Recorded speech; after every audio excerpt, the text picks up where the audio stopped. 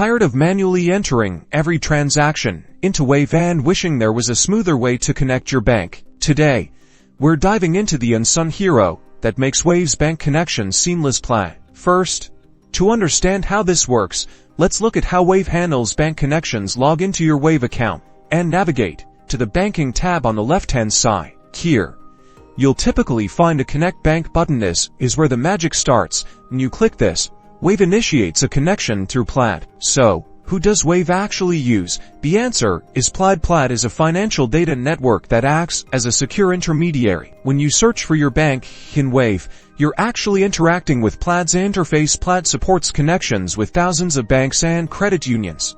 Think of it like this: Wave asks Plaid to connect to your bank. Plaid then handles the secure communication and data transfer, ensuring Wave receives your transaction information without directly accessing your bank credentials. It shields you from any risks associated with sharing bank credentials with Wave. Once connected, your transactions will automatically sync into Wave. This saves you a ton of time and reduces the risk of manual data entry errors. By leveraging Plaid, Wave ensures a secure and reliable way to connect your bank, keeping your financial data safe and your accounting process streamlined. Now go forth and get connected.